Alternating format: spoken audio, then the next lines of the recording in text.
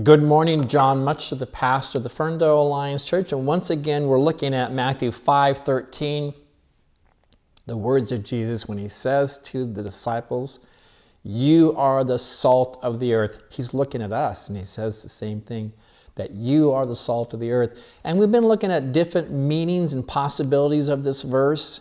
But today I think we're going to zero in on what was probably Jesus' primary message and purpose in saying those words, "You are the salt of the earth." Previously, we looked at salt as a flavor-enhancing spice and seasoning. We put salt on foods. We mentioned that they used to put salt on leafy green vegetables to bring flavor out. This is before they had salad dressing, so it was kind of the original salad dressing, and the word salad comes from the word salt. Salt makes things taste better. It improves things. There's an interesting verse, maybe the first time salt is ever mentioned in history ever. It's in Job chapter 6, verse 6, where Job says that he refuses to eat food that has not been salted or flavored.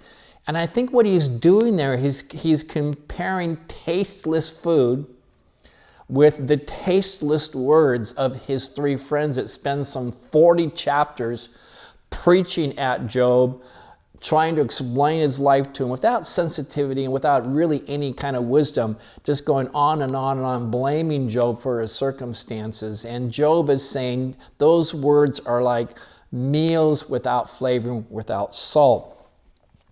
We also mentioned at times that salt was called white gold because of its great value. In fact, it's how we get the word salary, salarium. We get the word salary from salt because people were paid for different things in salt. But the primary meaning of salt, most likely when Jesus says, "You are the salt of the earth," is that it is a preservative.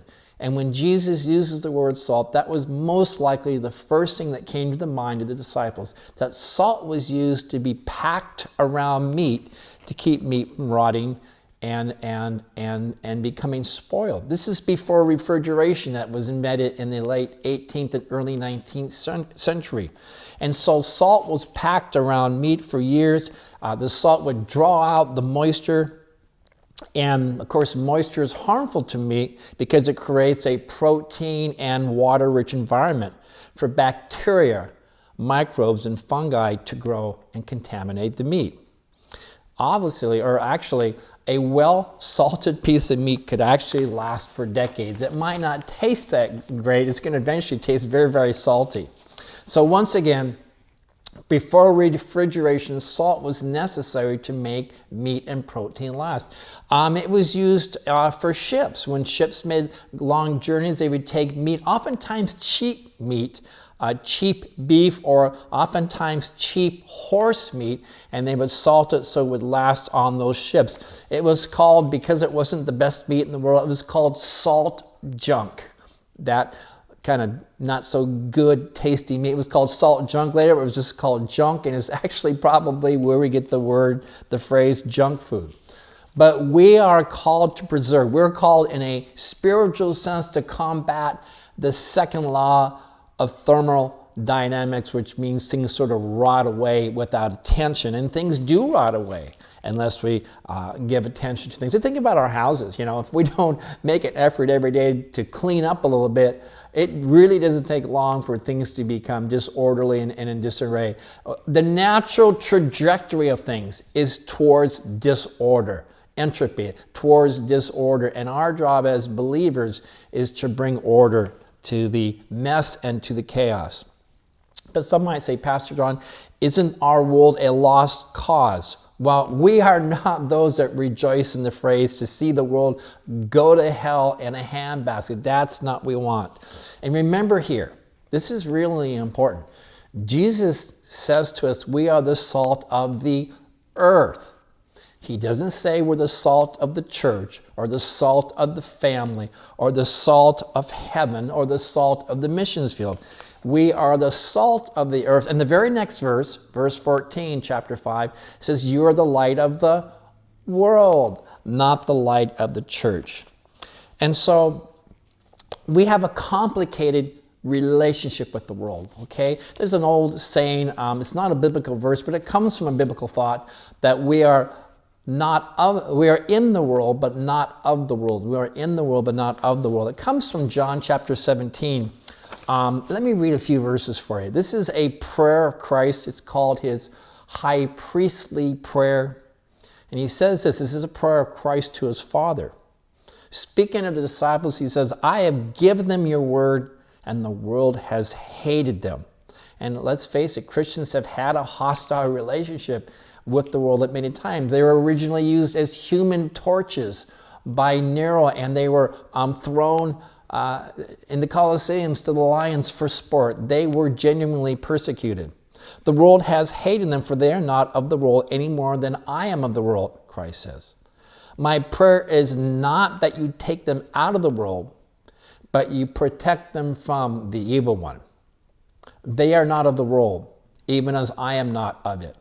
So sanctify them by your truth. Your word is truth. And as you sent me into the world, I have sent them into the world. So we are in the world. Elsewhere, we're called aliens and strangers and pilgrims, visitors. There is a separation in terms of how we look at life and we look at spiritual things than most people in the world. But we are still here. We're still part of this world, and we've been sent to be good stewards of this place. Go back to Genesis chapter 3. We were given this world to be a good steward of it. And by the way, a little rabbit trail here. You ever wonder why Christ hasn't come back yet? It has been 2,000 years. And a critical point of orthodoxy across the board is that Jesus Christ is coming back. But he hasn't come back yet. And we can note there was certainly an expectation among the early disciples that he was coming back. Even Paul, if you look at 1 Thessalonians chapter 4, verse 15, seems to imply that Paul, the great apostle and early theologian, expected Christ to return in his lifetime. Many of the more apocalyptic passages dealing with the end, like Matthew 24, seem to suggest that the early disciples thought that Jesus would return within this generation. A generation is like 40 years, and he didn't return within 40 years.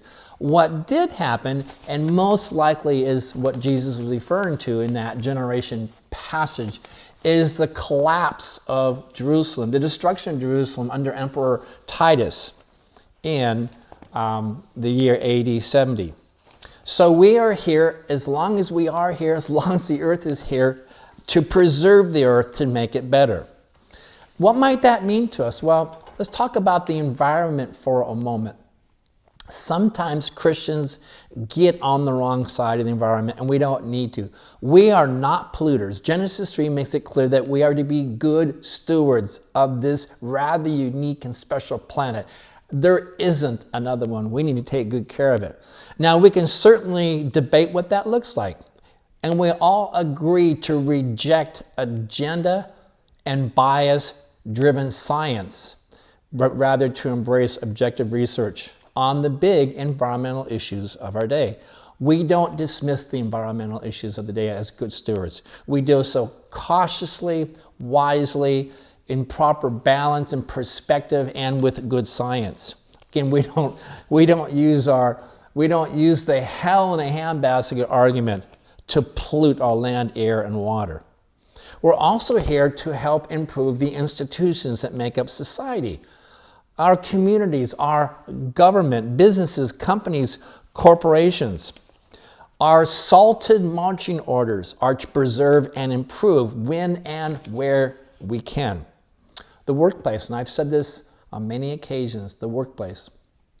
We should strive and work to be the most valued employee and worker at our job site, so that whenever we do leave, whether we retire or we move to another job, they will say of us, he was and she was incredibly valuable. They contributed so much. It's hard to see them go. We don't want to ever be that person where they say, we were glad to see them go. That's not who we should be. How about government? And I know, I think a lot of people of faith they find government and politics unseemly. I'm really focusing about politics here. They see it as unseemly and something believers shouldn't be involved with. I obviously don't believe that. But I think there's ways to participate in the political process, not the same ways as presented by Niccolo Machiavelli in his book, The Prince, that talks about cunning and deceit and deception and misuse and discarding people and manipulation.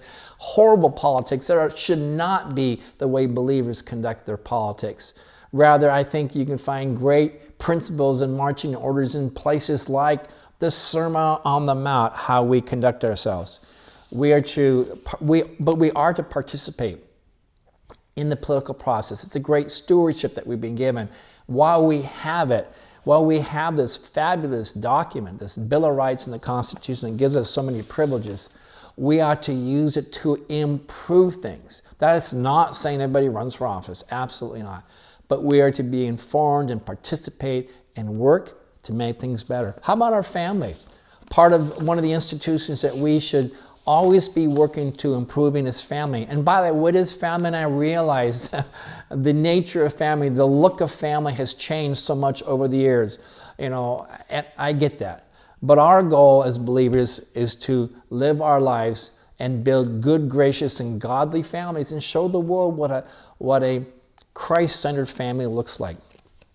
That's what it means to be salt. So in closing, Jesus at one point tells his disciples that they should long to hear these words, "Well done, good and faithful servants." He could have just as easily as said, "Well done, because you left things better than when you arrived. You completed your mission to improve and to preserve this earth." So here's some application thoughts today. I want you to think about these three realms of your life and what you can do to improve them. Your family, your work, and your community or neighborhood. How can you make things better? Today, just one little thing that you can do to improve those things, to preserve, to be salt for those particular institutions. By your influence, by your hard work, by your integrity, by your ethic, again, to bring improvement to family, work, and community. This is one of those things where I can't tell you what to do. It's one of those moments where you get quiet within yourself, you find your prayer closet, and you say, "Lord, by your Spirit, tell me how I can be a preserving influence in these particular organizations and institutions that I am a part of." So, my friends, you are the salt of the earth. Go be salty and go preserve what's good and best about our community and our society and make better the things that need improvement. Again, you're the salt of the earth. Thank you for watching.